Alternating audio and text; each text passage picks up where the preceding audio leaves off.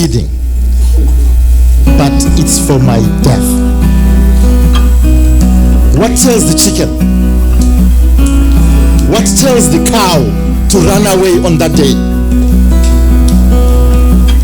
Are we together? Yeah.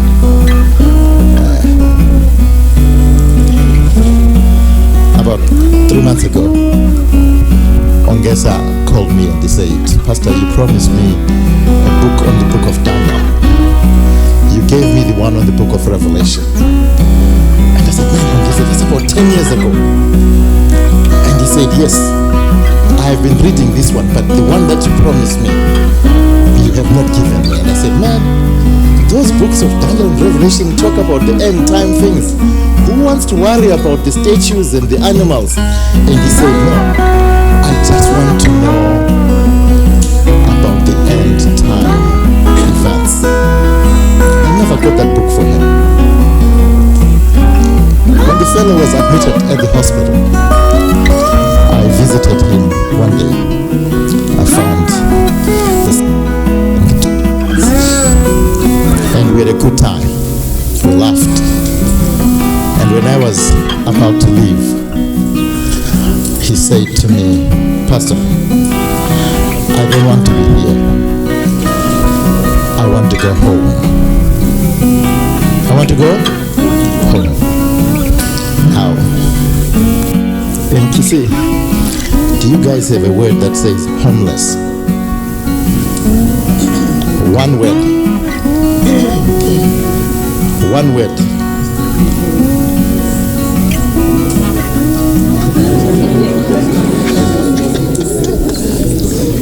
But in America, there's a word called what? Where we come from, there is no word that says homeless. Because there is nobody in our community who has no home. So when a man tells you, I don't want to be here, I want to be home, what comes into your ears? Arlington. Isn't it? Yes. Yes.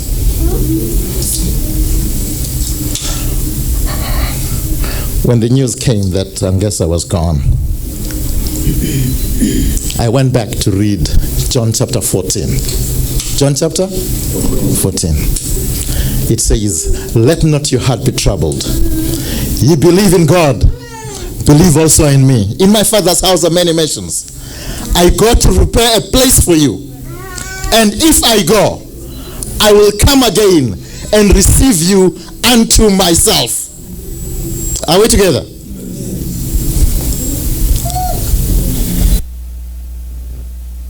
Well,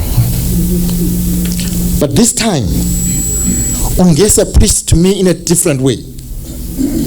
When he said to me, Pastor, I don't here, I want to go home. Little that he was not talking about Arlington. He was saying to me, my home in heaven is ready. Are we together? Yes. I missed. He was actually saying, my home in heaven is ready. Because Jesus says, I go to prepare a place for you. And when I have prepared it, I will come unto myself.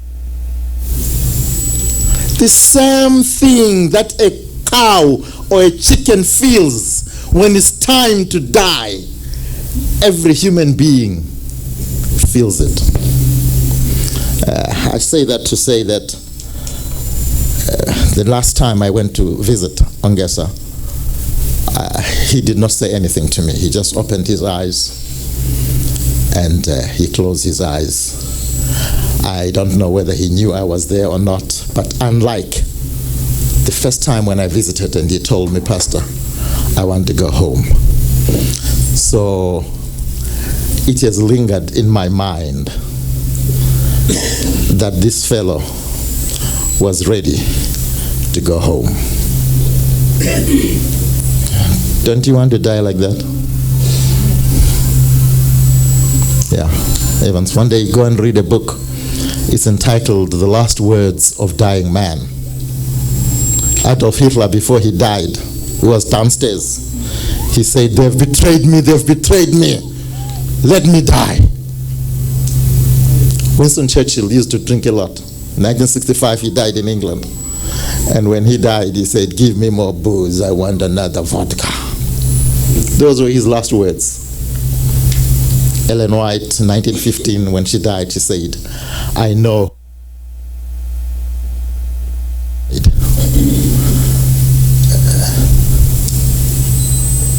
Paul said, "I fought a good fight. There is, and now awaits me, a crown of glory." Peter, when he died, he said, don't crucify with my head facing up, like my Lord was. Turn me around." I'm saying that, dear friends, to say we are here to celebrate the life of a man who knew that he was ready to go home. I say that to say the next few days will be tough as friends and family realize his absence. But I just want to remind you that your dad was at peace with his God. Is that okay? Yes. He was at peace with his God. Now, is my time finished, Mangarere? I'm right. Now, you see, my son grew up with his family, and I see him here. Do you have a word for these fellows?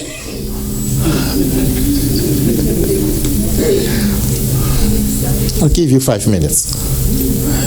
Now. That's right. That's right. I want you to speak to Justice. That's right. Give him the mic. Yes. Here, go get your mic. Oh. You have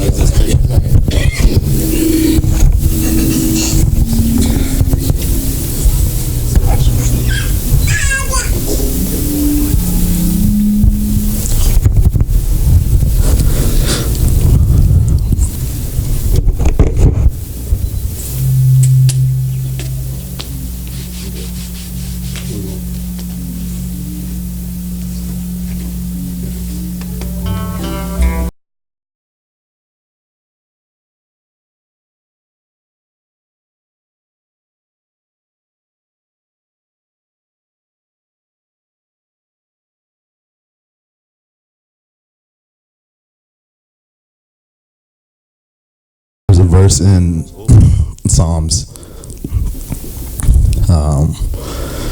and we know it.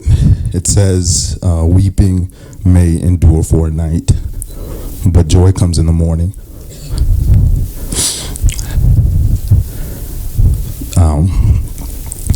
And we've known this song. This is a song. This is a verse that David used when he was preparing to open up the temple. And he utters those words, "Weeping may endure for a night, but joy comes in the morning."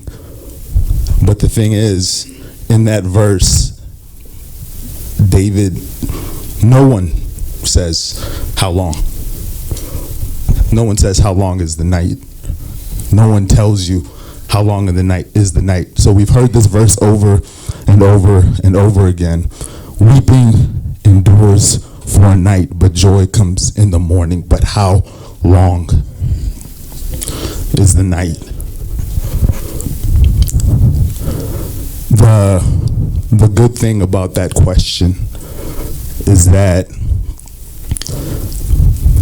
one, it means that David knew that light was coming. How long is the night? The good thing about the nighttime is that none of us have to, that none of us have had to experience night for the first time.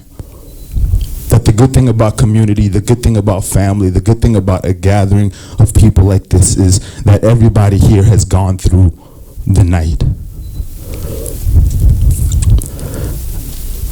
Weeping may but joy comes in the morning. And I wish I could tell you how long the night is.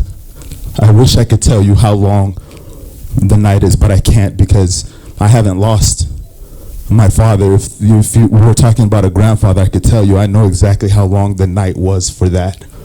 I know exactly how long the night is if it was a cousin or if it was an aunt. I know how long the night is if it was an uncle who died prematurely. I know how long the night is for that. But for this situation, I don't know how long the night is, and I'm not going to pretend to tell you. I'm not going to pretend to tell you when the light is coming, when the night is going to be over. I'm not going to make any promises. I hope nobody does, because nobody knows how long your night is going to last. Nobody knows. But what I do know, and what I hold on to, is that the verse doesn't end at weeping endures for a night. The promise is that joy is coming in the morning. I don't know when the morning is coming. I don't know how long the night is, but I know I wouldn't be standing here if I didn't know. I know that the light is coming, y'all. I love y'all.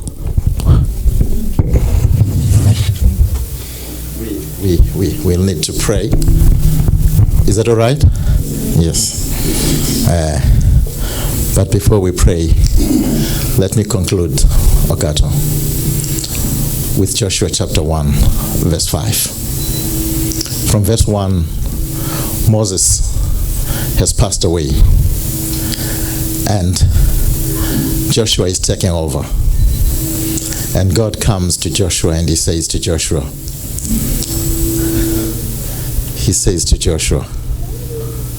don't you worry.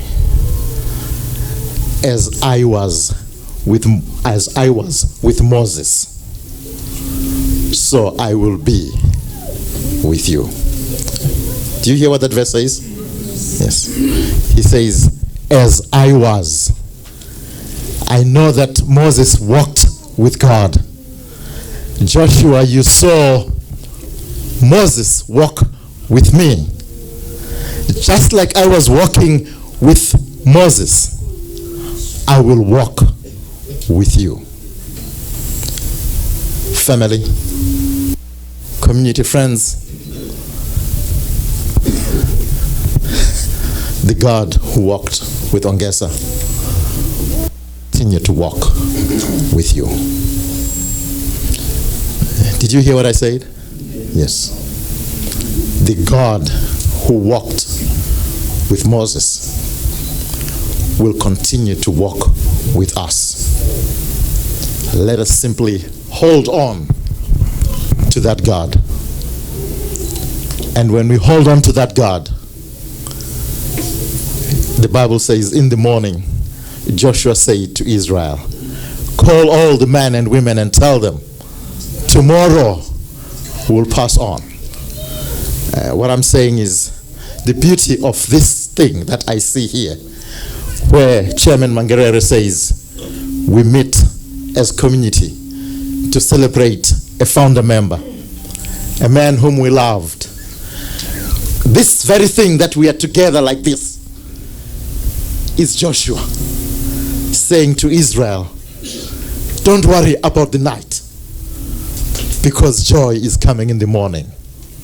And therefore I say to us today, let not your heart be troubled. You believe in God, believe also in me. In my Father's house are many mansions. I go to prepare a place for you. And if I go, I will come and receive you, that where I am, there he may be also. And with that, David, we can remain knowing that we might whip through the night.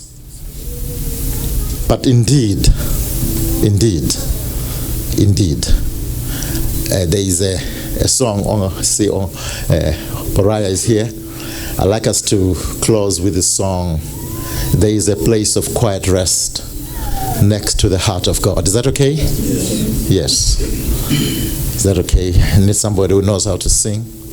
Just maybe one stanza, maybe two. Atambo, you are from South Africa, you should know how to sing.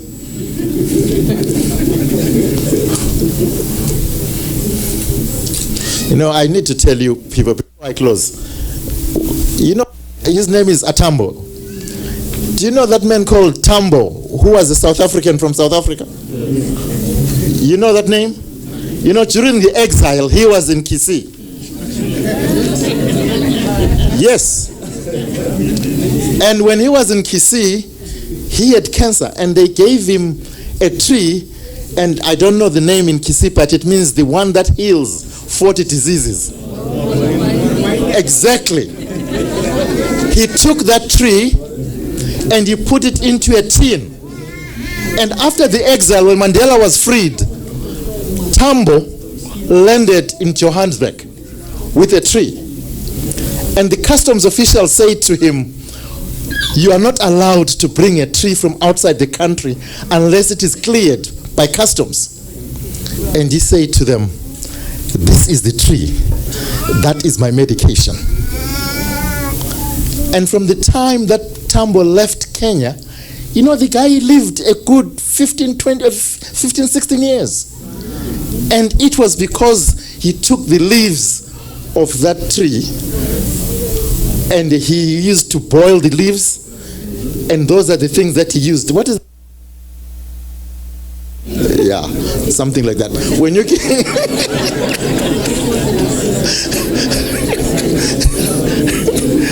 let us sing "There is a Place of Quiet Rest" next to the heart of God. Who has it?